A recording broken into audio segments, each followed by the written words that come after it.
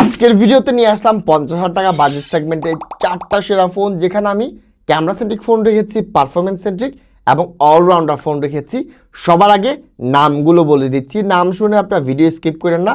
পুরো ভিডিও না দেখলে আপনি যে ফোনটা নেন না কেন 100% ঠকবেন। চারটা ফোনের মাঝে রয়েছে ওপো রেনো 15, আইকো নিও 11, রেডমি K90 এবং ওয়ানপ্লাস S60। অ্যাজ ইউজুয়াল আমার কম্প্যারিজন ভিডিওগুলো যারা দেখেন তারা জানেন আমি গদ বাঁধা সবার মতো করে ফোন বলে বলে তাদের স্পেক্স বলি না, আমি বলবো কোন স্পেক্সে আসলে কোন ফোনটা কত নাম্বার পজিশন আছে।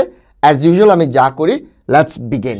শুরুতে ব্যাটারি নিয়ে আলাপ করবো। ব্যাটারিতে ইজিলি এই চারটা ফোনের মাঝে এক নম্বর পজিশনটা হোল্ড করে ওয়ানপ্লাস S60। ভাই 8500 mAh ব্যাটারি এবং ওয়ানপ্লাসের অপটিমাইজেশনটাও ভালো। দেখা যাচ্ছে এই যে কার্বন সিলিকনের কারণে সবারই আজকাল আসলে ব্যাটারি সাইজটা বড়, কিন্তু অপটিমাইজেশন ঠিকঠাক না থাকার কারণে আইফোনের 5000 ইজিলি এইসব ফোনকে বিট করতে পারে। তবে ভাই ওয়ানপ্লাস অপটিমাইজেশনও ভালো, ব্যাটারি সাইজ 8500। এর পাশাপাশি আইকো নিও 11 থাকবে 2 নম্বর পজিশনে, এখানে 7500 mAh পেয়ে যাবেন এবং ওপ্পো সবচেয়ে পিছিয়ে থাকবে, এখানে পেয়ে যাচ্ছেন 6500 এবং রেডমি K90 ফোনের সাইজটা ছোট, এখানে পেয়ে যাবেন 7100 mAh ব্যাটারি।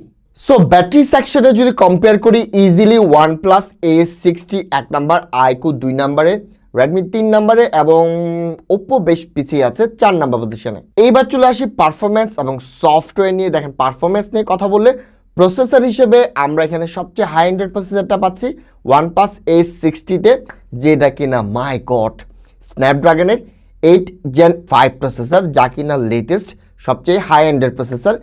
অ্যান্ড আইকো নিও 11 এবং রেডমি K90 আপনারা পেয়ে যাবেন 8 Gen 1 প্রসেসর, যাও কিন্তু গত লাস্ট ইয়ারের হাই এন্ডের প্রসেসর, ফ্ল্যাগশিপ প্রসেসর। কিন্তু ওপ্পো এখানে বেশ পিছা থাকবে, ওপ্পোতে পাবেন আপনারা 7 Gen 4 processor, which is good. কিন্তু ভাই বাকি তিনটার তুলনায় এইটা বেশ লো এন্ডের বলা যেতে পারে। অ্যান্ড পারফরমেন্সের কথা আরেকটা ব্যাপার বলে দিই, ওয়ানপ্লাসের গেমিং অপটিমাইজেশন পারফরমেন্সের জন্য বুস্টিং এবং আইকুর পারফরমেন্স অপটিমাইজেশন নেক্সট লেভেলে। এই জায়গায় রেডমি অপটিমাইজেশনের কারণে প্রসেসর ভালো হওয়ার পরও কিন্তু ওয়ানপ্লাস অ্যান্ড আইকো থেকে বেশ পিছিয়ে থাকবে।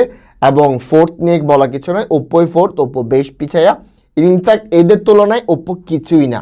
এইবার যদি সফটওয়্যার নিয়ে আলাপ করি, দেখেন সফটওয়্যারের মাঝে এখানে ইজিলি সবচেয়ে সুপিরিয়র হলো ওয়ানপ্লাস, নো ডাউট। তার উপর ভাই প্রসেসরটা একেবারে বুম লেভেলের, অপটিমাইজেশন ভালো, ইউআই ভালো।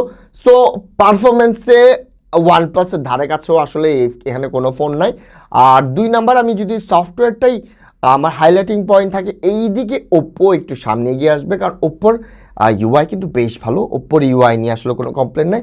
এবং থার্ড রেডমি চলে আসবে এবং ফোর্থে চলে আসবে আইকু।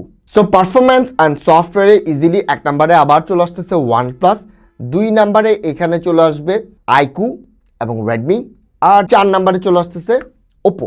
এইবার চলে আসি ক্যামেরাতে। অনেকে হয়তো এতক্ষণ ধরে চিন্তা করতেছেন ভাই ওপ্পো রেনো 15 কোন দুঃখে লিস্টটাতে আছে, কোনো জায়গায় ব্যাটারি পারফরমেন্স সফটওয়্যার কোথাও তো আসলে অন্যদের সাথে কোনো ধরনের কম্পিটি করতে পারে না, ওপ্পো রেনো 15 কেন আছে? দেখেন ওপ্পো রেনো 15 আছে জাস্ট বিকজ অফ ক্যামেরার জন্যই আসলে এই চারটার ফোনের মাঝে আমি আসলে ওপ্পোকে রেখেছি। যাই হোক, ক্যামেরা নিয়ে আলাপ করা শুরু করি। দেখেন ওপ্পোর ক্যামেরা আমি যদি চিন্তা করি বাকি চারটা ফোনের মাঝে ক্যামেরা সেকশনে ওপ্পো সবচেয়ে ভালো করবে এবং এখানে কিন্তু টেলিফোটো লেন্স রয়েছে। সব কিছু মিলিয়ে আসলে ওপ্পো ক্যামেরাতে এক নাম্বার পজিশন থাকবে 50,000 টাকা বাজেট সেগমেন্টে। এখানে আটটা ব্যাপার বলে দিই। আমি যদি চিন্তা করি টেলিফোটোর কারণেই যদি আমার আরেকটা ফোনকে নিয়ে আসতে হয়, আরেকটা ফোন আমি নিয়ে আসবো, তাহলে রেডমি K90। এটা তো টেলিফোটো রয়েছে, অপটিমাইজেশন আমি বলবো ওপ্পো থেকে একটু পিছায়া, তারপরও যেহেতু টেলিফোটো লেন্স আছে সব কিছু মিলে ওভারঅল যদি সেকেন্ড পজিশন দিতে হয় আমি দিব K90-কে। এইখানে আরেকটা পয়েন্ট এবার চলে আসে থার্ড নাম্বার পজিশনে ওয়ানপ্লাস S60।